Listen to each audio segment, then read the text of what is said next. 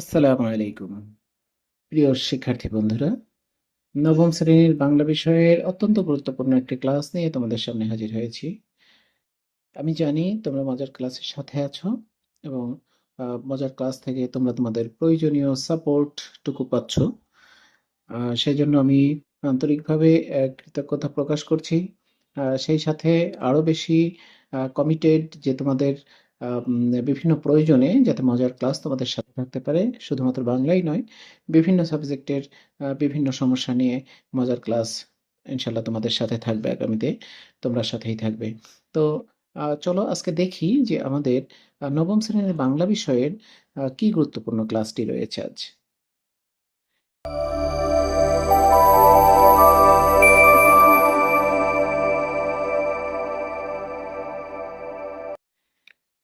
বন্ধুরা, এর আগে আমরা করেছিলাম অলিখিত উপাখ্যান, রিজিয়া রহমানের লেখা অলিখিত উপাখ্যান। এই গল্পটির মূল আলোচনাটা করেছিলাম আমরা এবং এই গল্পের মধ্যে যে বিশেষ বিশেষ কিছু শব্দ রয়েছে যা তোমাদের আননোন থাকতে পারে বা অজানা থাকতে পারে, জটিল মনে হতে পারে, সেই শব্দগুলোর সমাধান দিয়েছিলাম আমি বিগত ক্লাসে এবং মূল গল্পটা পড়ে তোমাদেরকে শুনিয়েছিলাম। তো এই ক্লাসে আমরা দেখব যে এই অলিখিত উপাখ্যান, এই গল্পের যে মূল ভাব, খুব সংক্ষিপ্ত পরিসরে এই গল্পের মূল ভাবটি আজকে আমি উপস্থাপন করব। চলো দেখি মূল ভাবে কি রয়েছে।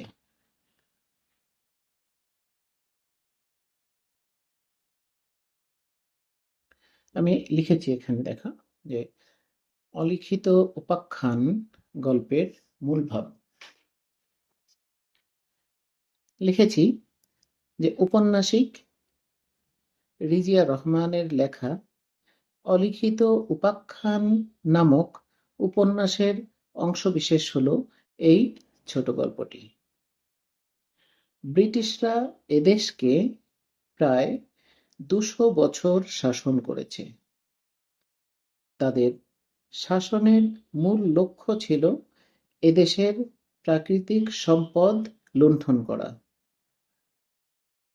তাদের লক্ষ্য অর্জনে প্রধান সহায়ক ছিল এদেশেরই কিছু স্বার্থান্বেষী, চাটুকার, আজ্ঞাবহ কিছু লোক, যারা দাসের মতো ইংরেজদের কথা মতো চলত।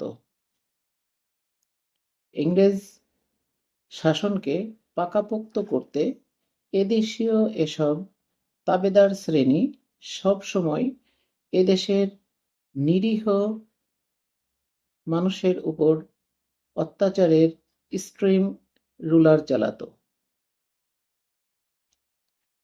নিপীড়িত, নির্যাতিত মানুষের ঘামে, শ্রমে, জীবনের বিনিময়ে যা অর্জিত হতো তা দিয়ে ইংরেজ শাসকেরা আর তার দোসর তাবেদার শ্রেণী আরাম আয়েশি বিলাস জীবনযাপন করত।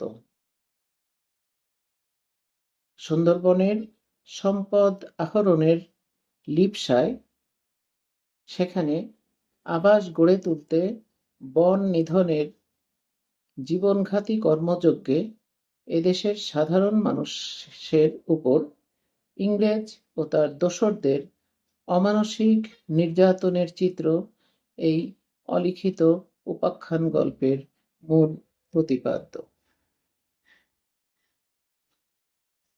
খুব ছোট করে আমি এটা লেখার চেষ্টা করেছি যাতে করে তোমাদের সবার সহজ বোধগম্য হয়। তো এখানে এই গল্পটার অনেক ঘটনা রয়েছে, সেই ঘটনাগুলো আমরা এখানে কোনোটাই আনিনি।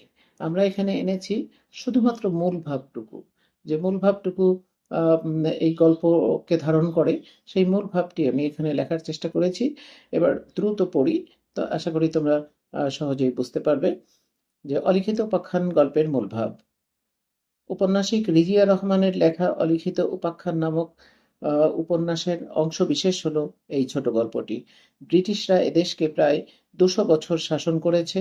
তাদের শাসনের মূল লক্ষ্য ছিল এদেশের প্রাকৃতিক সম্পদ লুণ্ঠন করা। তাদের লক্ষ্য অর্জনে প্রধান সহায়ক ছিল এদেশেরই কিছু স্বার্থান্বেষী চাটুকার, আজ্ঞাবহ কিছু লোক যারা দাসের মতো ইংরেজদের কথা মতো চলত। ইংরেজ শাসনকে পাকাপোক্ত করতে এদেশীয় এসব তাবেদার শ্রেণী সবসময় এদেশের নিরীহ মানুষের উপর অত্যাচারের স্টিম রোলার চালাতো। নিপীড়িত নির্যাতিত মানুষের ঘামে শ্রমে জীবনের বিনিময়ে যা অর্জিত হতো তা দিয়ে ইংরেজ শাসকেরা আর তার দোসর তাবেদার শ্রেণী আরাম আয়েশি বিলাস জীবন যাপন করত। সুন্দরবনের সম্পদ আহরণের লিপ্সায় সেখানে আবাস গড়ে তুলতে বন নিধনের জীবনঘাতী কর্মযজ্ঞে এদেশের সাধারণ মানুষের উপর ইংরেজ ও তার দোসরদের অমানসিক নির্যাতনের চিত্র এই অলিখিত উপাখ্যান গল্পের মূল প্রতিপাদ্য। আশা করি তোমরা বুঝতে পেরেছো। আমি এখন পুরো লেখাটি তোমাদেরকে একটু জুম করে দেখাচ্ছি, মানে যাতে করে তোমরা লিখে নিতে পারো। তোমরা চাইলে আরো সুন্দর করে এটাকে উপস্থাপন করতে পারো, আরো সুন্দর করে লিখে নিতে পারো। আর যদি তোমার কাছে মনে হয় যে আরো একটু অন্যভাবে লেখা যেতে লিখবে, সেটাও লিখতে পারো। তুমি এখানে স্বাধীন। যে কোনো গল্পের মূল ভাব লেখার জন্য, কবিতার মূল ভাব লেখার জন্য তুমি কিন্তু একদম স্বাধীন চেতা একজন মানুষের ভূমিকায় তুমি কাজ করতে পারো। তো এই ছিল আজকের ক্লাসের মূল বিষয়বস্তু। আশা করি তোমাদের এই অলিখিত উপাখ্যান, এই গল্পের যে মূল ভাবটি আমি লিখেছি, এটি তোমাদের ভীষণ ভীষণ কাজে আসবে। বিশেষ করে বার্ষিক পরীক্ষার জন্য এগুলো তোমাদের জন্য খুব উপযোগী এবং উপকারী ক্লাস। তো আশা করি ক্লাসটি শেয়ার করবে এবং মজার ক্লাসের সাথেই থাকবে পরবর্তী আরো গুরুত্বপূর্ণ ভালো ভালো ক্লাস পাবার জন্য। তো আজকে এ পর্যন্তই, বিদায় নিচ্ছি। ভালো থাকো। আল্লাহ হাফেজ। আসসালামু আলাইকুম।